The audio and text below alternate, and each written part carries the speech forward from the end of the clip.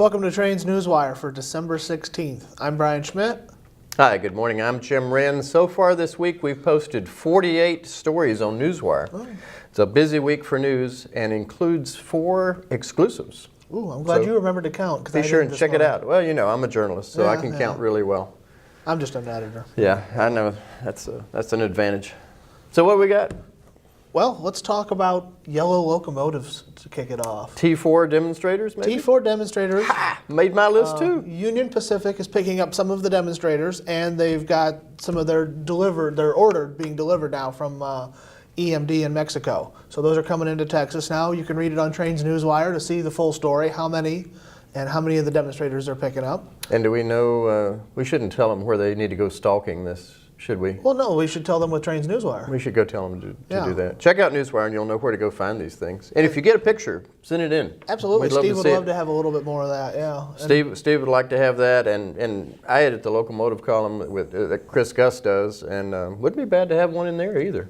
So think about that. Certainly brighten up the pages. And speaking of brightening things up, how about that new Brightline train set? That was pretty cool. Made it all the way from Sacramento across the country to Florida. And I think less than 5 days? Yeah, I think so. Fast, I think so. I think they just kept going with the same power it started with in Sacramento and just kept going.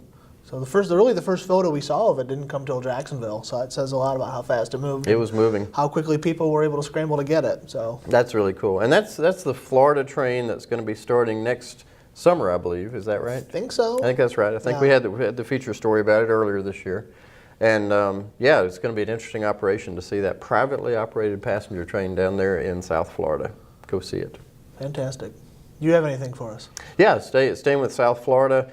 I noticed the guys down at Tri-Rail, Miami, they're struggling along with some financial issues. I think the state wants to change their funding formula, the way they work. 15,000 riders a day at stake. So big development there. And then Steve has started our top 10 list. Yes. Our top 10 stories of the year.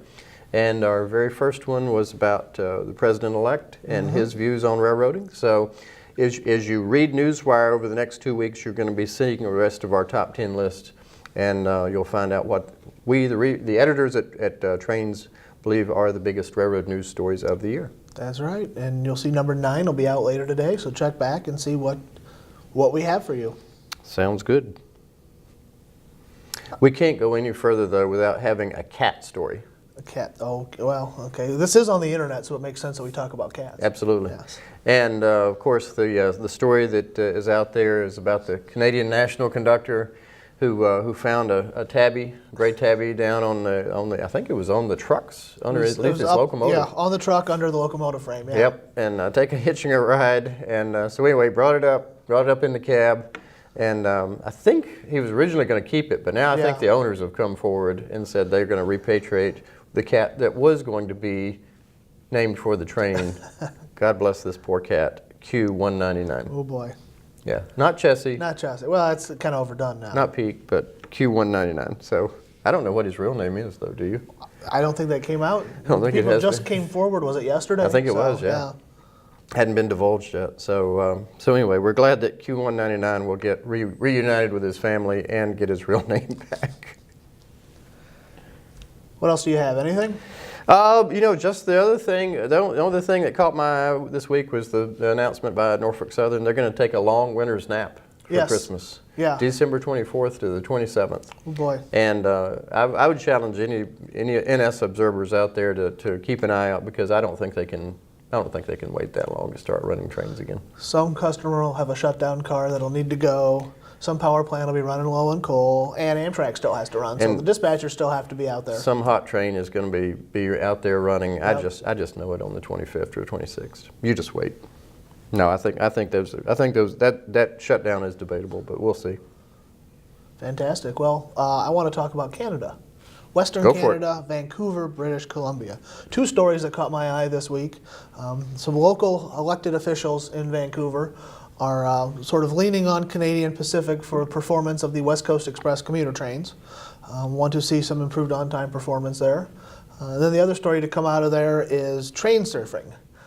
3 people have been arrested in a couple weeks for writing on the outside of the SkyTrain transit system. Wow. Which I've seen the cars; they're awfully smooth. I have no idea what these people would have held on to, but Velcro well, maybe that's how on they the did bottom it. of their shoes Maybe and the that's top how of the they train. did it. But that seems like an extreme way to not pay your transit fare for a day. So Do they call it train surfing out there? I've seen it referred to that as elsewhere. This time they just called them trespassers. So Yeah. I've had dreams and fantasies like that. You know, the Hawaii Five-0 theme music is blaring in the background, but we'll talk about that another day. sounds like something to do after work with a nice spotted cow. Exactly. Yes. Anything else? We have trivia. Steve Let's do prepared it trivia for us today. Yep. So let's see here. Put on my reading glasses and the studio lights. Let's see. Stuart Steenberg.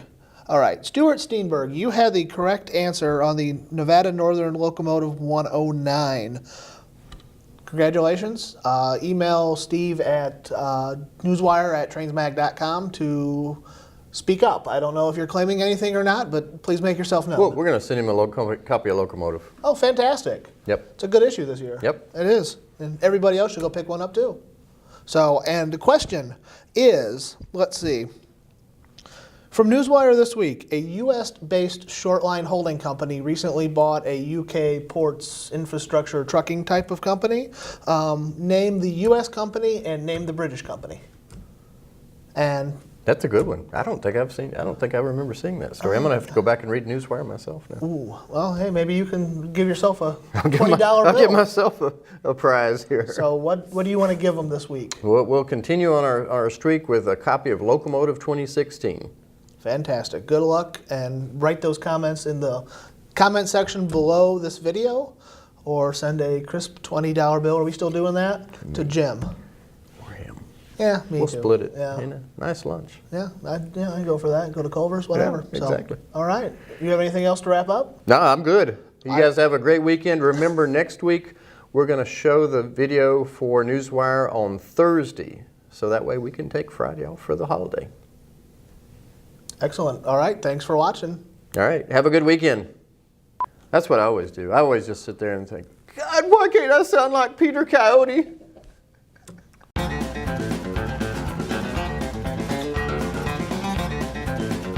Welcome to the 2016 edition of Locomotive Magazine, our annual look at railroad motive power.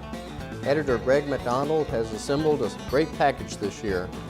The cover story follows Chicago's Metra commuter railroad and the locomotives that move 300,000 riders daily. Our annual Locomotive Roundup returns, looking at industry trends for new units and rebuilds. We'll also look at a rare diesel hydraulic restoration in California. The issue also includes a look at South Shore Freight by former Trains editor Kevin P. Keefe and railroading in Western Canada with senior graphic designer Drew Halverson. This issue has something for everyone: freight and passenger, Class 1 and short line railroads, and much more. Locomotive 2016 on sale September 27th.